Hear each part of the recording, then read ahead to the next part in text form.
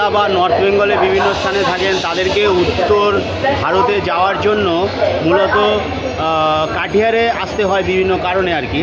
তো সেই কাটিহার স্টেশনে নামার পর হয়তো আপনাদেরকে 12 ঘন্টা বা 4-5-6 ঘন্টা ওয়েট করতে হয়।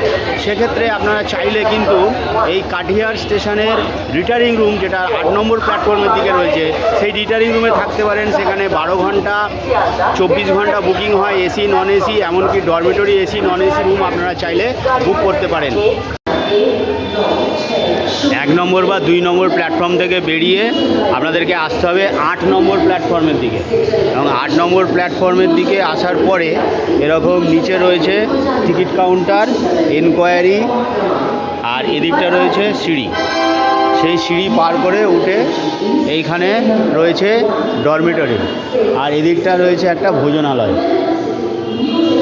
এখানে একটা ভোজনালয় রয়েছে, এটা রেলের ভোজনালয়। হ্যাঁ, না না এটা নেই এটা। আর এখানে রয়েছে ডরমিটরি, এসি ডরমিটরি রয়েছে। এদিকে একাধিক ডরমিটরি রুম রয়েছে। নিচে রয়েছে বাইরে যাওয়ার রাস্তা।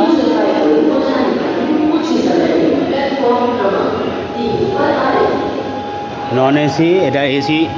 দিকটা রয়েছে এসি রিটার্নিং রুম, এগুলো নন এসি, দুটো নন এসি।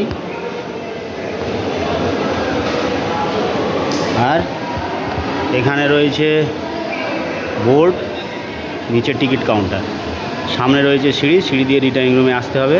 নিচে টিকিট কাউন্টার রয়েছে, এটা রয়েছে ডিসপ্লে বোর্ড। এদিকে আমাদের রিটার্নিং রুম, এটা নন এসি, রুম নম্বর হলো 3। এর মাত্র 5 ঘন্টার জন্য বুকিং।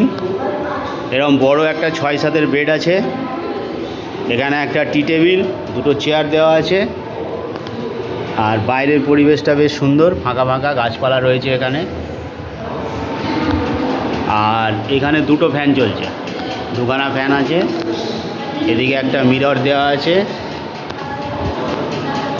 আর এদিকে জামা কাপড় রাখার ব্যবস্থা রয়েছে। আমরা এসছি জম্মু তাবি থেকে কাটিহার। আবার এখন মোটামুটি বিকেল 3টে বাজে। আমরা আবার সন্ধ্যা 7টাতে হাটে বাজারে ধরবো। আমার আগের থেকেই বুক করা ছিল, সকাল 8টা থেকে রাত 8টা। ট্রেন ঢোকার কথা ছিল 10টায়, ট্রেনটা লেট আছে। তো আমরা 3-4 ঘন্টার জন্য থাকবো, আবার 7টায় ট্রেন ধরে বেরিয়ে যাব। আর এদিকটা একটা অ্যাটাচ ওয়াশরুম রয়েছে, যেখানে গিজার দেওয়া আছে, এখানে বেসিন দেওয়া আছে। বেশ পরিষ্কার পরিচ্ছন্ন ওয়াশরুম এখানে রয়েছে। এখানে ওয়েস্টার্ন কোমোড দেওয়া আছে।